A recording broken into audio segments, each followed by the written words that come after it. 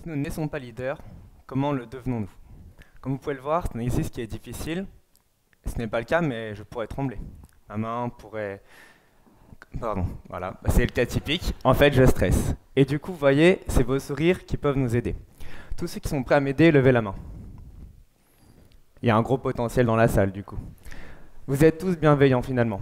Vous vous mettez à notre place, vous comprenez que je suis en difficulté, et malgré tout, vous voulez m'aider. C'est ça, aujourd'hui, qui fait que vous pouvez devenir leader. Alors, il y a deux types de respect au sein d'une entreprise. La première, c'est celle avec un boss, c'est la hiérarchie. En gros, c'est l'entreprise qui dit, toi t'es le boss, et s'il y en a un qui bosse pas, eh ben tu peux sanctionner tout le monde. C'est ce genre de typique où vous êtes manager, dans mon cas, à McDonald's. Et à l'inverse, en bas, vous avez le leader. C'est donc votre potentiel à tous. Tous, vous êtes capable de m'aider, ou en tout cas, vous êtes bienveillant.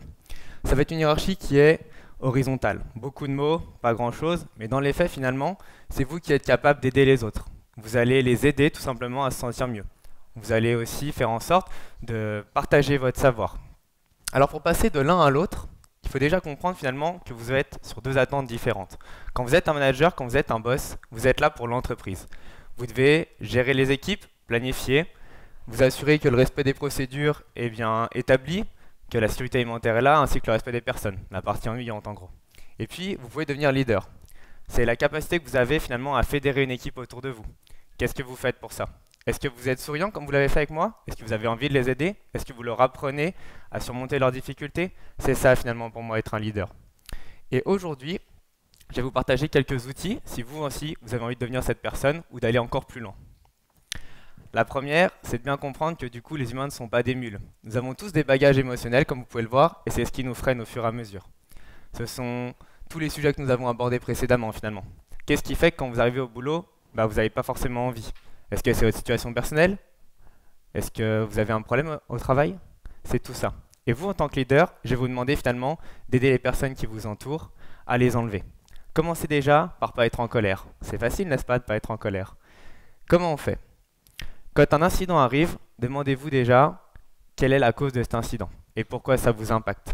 Finalement, dans mon cas, par exemple, je suis en restauration rapide. Quand un équipier me fait tomber une boisson, que j'ai déjà une centaine ou 200 étudiants affamés comme vous, qui réclament tous leur plateau, en gros, ça peut vous énerver. Mais à ce moment-là, vous avez deux réactions possibles. Soit c'est un ancien, et juste il va se justifier, me dire, mais en fait, regarde, c'est pas tombé à cause de moi, c'est la gravité. C'est pas ma faute finalement. Et d'un autre côté, vous avez un nouveau qui va être stressé. La nouvelle recrue, celle qui vient d'arriver, qui a envie de bien faire et qui se dit, oh non, je viens de faire une connerie. Et là, qu'est-ce qui va se passer en fait? Je vais me faire brasser devant tout le monde ou c'est que je vais prendre le nécessaire pour le nettoyer, etc.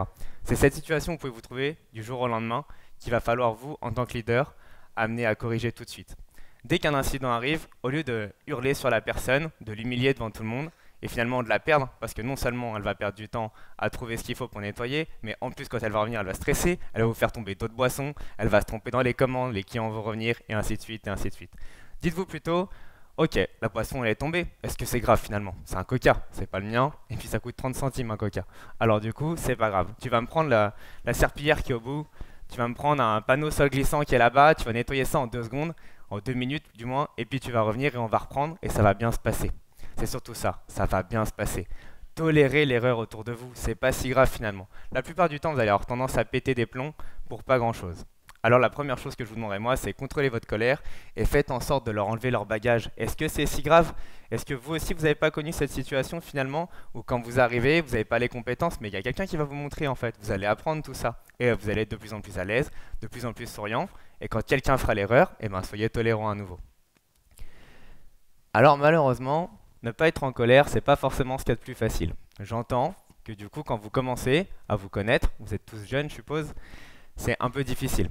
La première chose qu'on fait quand quelque chose nous affecte, c'est se mettre sur la défensive. C'est se fermer de visage, commencer à hurler plus fort que l'autre pour essayer de se cacher. Mais on va prendre deux situations complètement différentes pour vous montrer qu'il y a d'autres solutions. Imaginez-vous du coup en voiture, pour tous ceux qui ont le permis, les autres attendez un peu. Vous êtes dans un SUV, un truc plutôt confortable. Vous êtes en vacances finalement. Et puis, il y a une vieille mamie qui vient et qui met sa vie à traverser. Le truc bien pénible. Mais finalement, vous êtes en vacances. Alors, nous, à Annecy, ou d'ici au Bourget, il n'y a pas forcément de grands buildings. Si vous êtes à New York, vous allez prendre le temps. Vous allez regarder ce qui se passe autour de vous. Vous allez regarder peut-être les passants, les deux trois trucs qu'on n'a pas ici. Et vous allez vous calmer, puis finalement, c'est peut-être vous qui allez vous faire klaxonner parce que vous avez mis trop de temps à regarder le paysage et que la mamie elle est passée. Là, vous allez être bienveillant. C'est pas très grave finalement, sa mamie elle met du temps. Mais maintenant, on va prendre un autre contexte. Vous êtes jeune, vous venez d'arriver dans votre entreprise, c'est votre première réunion et vous êtes déjà un peu stressé. Et puis là, il y a cette même mamie qui met sa vie, sauf que vous êtes en retard. Le premier réflexe, c'est quoi? C'est de klaxonner, c'est de l'insulter, lui dire d'aller chercher son petit chariot et puis d'aller plus vite. Non, il va falloir relativiser. Pourquoi vous êtes en colère finalement? Est-ce que c'est la mamie ou est-ce que c'est parce que vous êtes en retard et vous avez peur de vous faire humilier devant tout le monde en arrivant à la réunion? Posez-vous les bonnes questions. Demandez-vous toujours si je suis en colère, est-ce que c'est la personne? Est-ce que c'est la situation? Est-ce que c'est l'heure? Qu'est-ce qui se passe finalement? Est-ce que j'ai des problèmes moi aussi? Et ainsi, vous allez pouvoir trouver des solutions. Alors pas sur le coup, hein, sur le coup, klaxonnez, criez, faites ce que vous voulez. Mais quand vous rentrez, demandez-vous bien, est-ce que cette mamie c'était le cas? Est-ce que c'est elle qui m'a fait tout ça? Et du coup, trouvez une solution pour la prochaine fois. C'est en trouvant des solutions tous les jours que vous allez prendre les bons réflexes. À chaque fois que vous avez un problème, demandez-vous, qu'est-ce que moi j'ai fait pour que ça ne se reproduise pas? Et c'est ainsi comme ça, ou du moins c'est ainsi comme ça, désolé pour le français, mais c'est comme ça en gros que vous allez pouvoir trouver des solutions, vous construire, avoir une meilleure estime, une meilleure confiance. J'en entends souvent qui me disent ah, écoute, j'ai pas confiance, je sais pas quoi faire. Bah, en fait, il y a des solutions. Commencez par chaque fois que vous rencontrez un obstacle, vous dire qu'est-ce que moi j'ai fait pour que cet obstacle il s'enlève. Ça, c'est le plus important. Ensuite, vous allez avoir la présomption d'innocence. Alors, qu'est-ce que c'est? À chaque fois qu'on va vous faire du mal, à chaque fois qu'on va vous dire un truc qui vous déplaît, vous ne mettez pas sur la défensive. Dites-vous plutôt, s'il l'a fait, il ne l'a pas fait exprès. Est-ce qu'il avait déjà les bonnes compétences? Est-ce qu'il savait de quoi vous parliez? Faites-lui répéter avec vos mots. Sinon, apprenez-lui tout simplement. Est-ce qu'il avait le matériel aussi? Et ainsi de suite, et ainsi de suite. Posez-vous la bonne question. Pourquoi il a fait ça? Alors, je vais vous donner un autre exemple typique, et vous avez peut-être tous déjà été dans ce cas-là. Alors, pas dans mon cas, mais dans le cas du client. Il y a 4 ans, un soir, un client débarque et me dit ouais, c'est inadmissible, les tables sont sales, le personnel dit pas bonjour, vous sauriez pas, c'est quoi ce McDo, blablabla. Et au final, enfin blablabla, j'ai pas dit ça hein, parce que je suis un manager, mais du coup, c'est plus, vous avez tendance des fois en tant que client à laisser vos émotions prendre le dessus. Ce que je comprends tout à fait. Alors du coup, le manager à ce moment-là, qu'est-ce qu'il fait? Il se met lui aussi sur la défensive. En fait, moi je suis souriant, moi je dis bonjour, moi je regarde en fait ce qui se passe. Et puis à ce moment-là, bah, justement, je regarde ce qui se passe. Tout se passe plutôt bien, les commandes sont servies en 2 minutes. Le personnel, alors tous ne sont pas souriants, mais celui qui donne les commandes en tout cas s'en occupe. Et puis je vais voir en salle. Qu'est-ce qui se passe en salle finalement? Il y a une poubelle sur 8 qui est sale, il y a 3 tables sur les 40 qui n'ont pas été débarrassées par le client, et puis il y a 2-3 taches de ketchup en effet. Alors je continue, parce que oui c'est pas dramatique, mais du coup je peux comprendre que le client soit insatisfait, puis je vais aux toilettes, et j'entends pleurer. Et je me dis mais qu'est-ce qui se passe? Alors je toque, et puis je demande si tout va bien. L'employé sort, mon employé sort en larmes. Je me dis mais qu'est-ce qui a bien pu se passer finalement? Alors elle se pose, et je lui dis t'inquiète pas en fait, on va en parler. Qu'est-ce qui t'est arrivé à ce moment-là?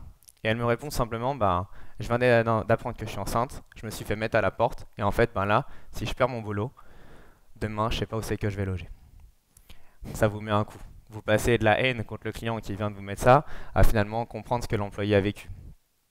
Alors à ce moment-là, je me suis posé, et puis j'ai réfléchi.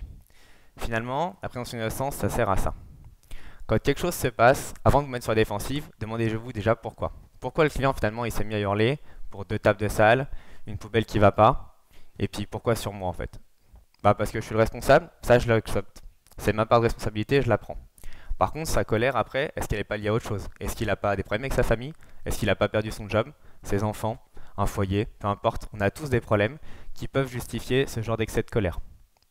Du coup, c'est la première fois que je me mettais à la place d'un client. Et puis je me mets à la place de l'employé. Finalement, quand vous arrivez, vous avez envie de bien faire. Vous n'avez pas forcément envie de dire écoute, là je suis pas bien, je vais pas travailler. Surtout si vous êtes en période d'essai. Et du coup, ben, à ce moment-là, quand quelqu'un vous parle mal, ça va faire tendance à remonter vos émotions. Et puis vous n'allez peut-être pas faire votre travail en effet. Mais à ce moment-là, est-ce que c'est important? Est-ce que c'est important si la poubelle elle est sale? Enfin, si la poubelle n'est pas changée, si la table est sale, si votre manager vous crie dessus, il y a d'autres finalement priorités. Alors moi, je peux comprendre ce qu'elle a fait. C'est le deuxième point que je vais vous demander, après votre colère.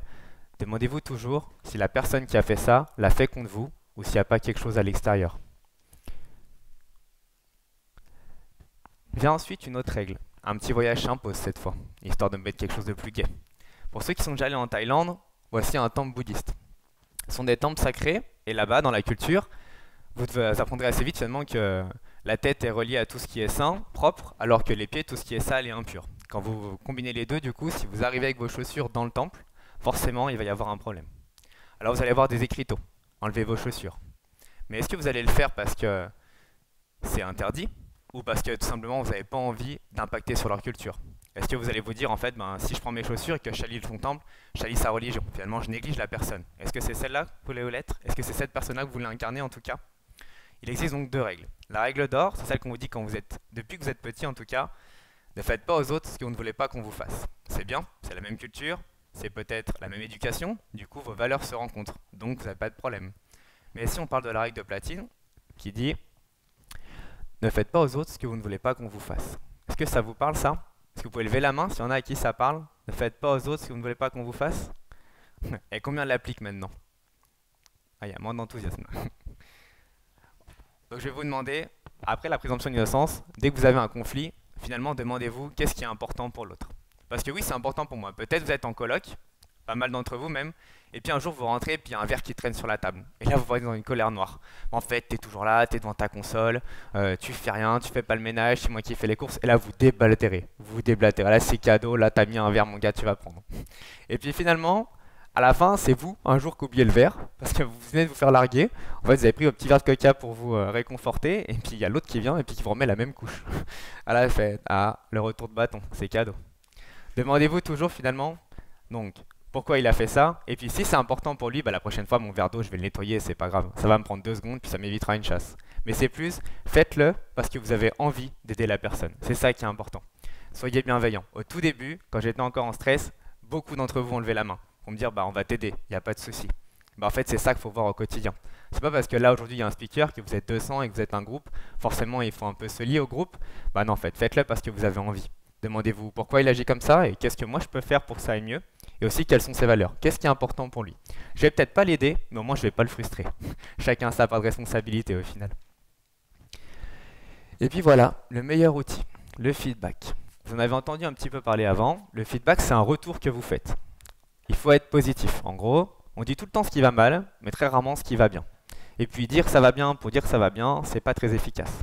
Alors moi, je vais vous demander à partir d'aujourd'hui, si en tout cas vous avez envie d'être de vrais leaders, d'être précis. Quand vous tirez à l'arc, vous ne faites pas juste ça, puis vous tirez au hasard et on voit où la flèche elle va. En général, c'est pas très précis. Alors qu'à l'inverse, ça va être, on va dire l'exemple plutôt du écoute, c'est cool, t'as fait le ménage. Ou alors c'est bien, t'as eu une bonne note, c'est bien, j'ai eu mon repas, c'était passable quoi. Et à l'inverse, si vous êtes précis avec l'arc et du coup vous visez la cible, vous allez atteindre la personne directement. Quand je suis rentré, tu vois, on a eu un conflit hier, et là j'ai vu que tu as nettoyé ton verre d'eau, la poussière a été faite, et en fait quand je rentre, je suis à l'aise, donc merci pour ça. Ça peut être aussi, à l'inverse, quand cette fois vous n'êtes pas bien, écoute, là ça va mieux. Tout à l'heure, je sais que tu as fait un effort parce que du coup, d'habitude, tu es plutôt à cran sur la propreté. Et là, du coup, j'ai pu souffler, donc merci pour ça. Vous voyez, c'est en fait en disant précisément ce que l'autre a fait de bien pour vous que vous allez avoir de l'impact.